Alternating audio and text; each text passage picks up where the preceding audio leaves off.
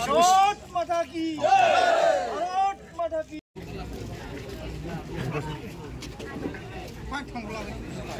फालांगि जोंबा फैनानै गाननो हानाय गुबुन खालामनाय जाहैबाय लोगोसे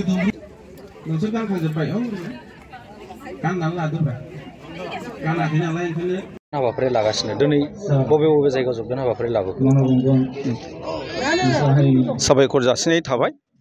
सोंनायनि थाखाय दिनै जोङो फुंनि 8टा बाजिनिफ्रायनो जोङो कालाइगाव जसिमलागुरि बे जायगायाव मोननै जयनिं लादों बेनि उनाव जोङो खोला सिंमारि बावहाय 62 जन जयनिं लादों आरो दिनै बावहाय जोङो नङाब्लाबो 250 जनसो जोङो दिनै जयनिं खालामगासिनो दं दोलो हिसाबैथ' जोङो दिनै बावहाय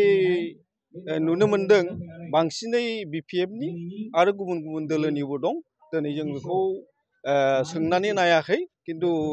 जोंनि BJP दोलोखौ मोजां मोननानै बिथांमोना गावसोरनि गोसो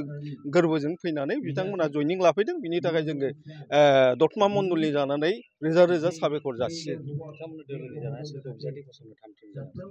जोंहा जोंनि ओनसोलनि सासे राफोद फालांगिरि एबा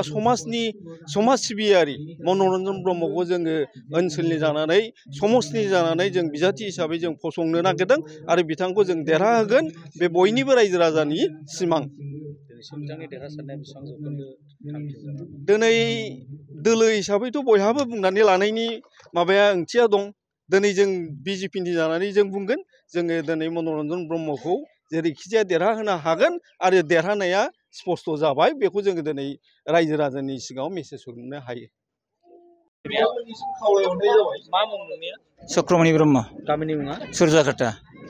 सिगाङाव मा दोलोआव दं नोंथाङा BPF दोलोआव मा पदआव दं आङो प्रेसिडेन्टआव दंमोन प्राइमारिनि दिनै मा दोलोआव जयन जाखो आं दिनै मा दोलोमोन BJP सरकाराव आङो दिनै BJP दोलोआव जयन जाफैबाय मानो जयन जाखो माने सार जोङो BPF दोलोआव थानायाव जोंनि न'खर सोलिनाय बा जाथिनि हाबाफारि मावनायाव आंनि गोसोआव गोजोनथि फैयाखै बेनिखायनो आङो नैबे BJP सरकारनि सारखौ आंनि गोरबोजों गोजोन मोननानै आं दिनैहाय बे सारनिसिम दिनैहाय आथिङाव हमफैनानै बे सारजों आं लोब्बा जानानै जोंनि जातिनि हाबाफारियावहाय आवगायफानो थाखाय दिनै आं सारजों नुजाथिफैनाय जाबाय जोंनि सुरजाकाटा गामिनिफ्राय टटेल बुथियापाड़ा 1 नं सुरजाकाटा मैनागुरि आरो सुरजाकाटा रेभिनिउ भिलेज 160 जनानो दिनै जयन जाफैदों दाउ खौवौनि गाराङा बैसागु बोथोरखौ बरायनानै लाबोदों बगाजुलियाव बैसागुनि दान्दिसे हाबाफारिनि गेजेरजों बगाजुलियाव मोनसे रंजाथाव बुब्लि बैसागु बोथोर होनोब्ला जों रावबो रंजानाय बुब्लियाव मोदोम सिमावग्लुङा जासे थानो हाया सेंग्रा सिख्ला गथ' गथाय बोराय बुरै जों गासैबो रंजानायजोंनो बैसागु बोथोरनि समखौ हगार हरो नंगौ नोंथाङा खौरांखौ मोननानै सोमोनांगोन आरो गोसोआव जोबोरैनो खुसि मोनथारगोन तामुलपुर जिल्लानि सिङाव थानाय दरंगाजुलि बियाबनि MCLA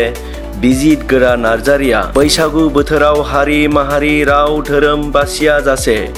मोनसे रंजाथाव बुब्लि लाबोनानै होफैगोन तामुलपुर जिल्लानि सिङाव थानाय गणेशगुरि बगाजुलियाव फैगौ बैसागु दाननि 2 खालार एबा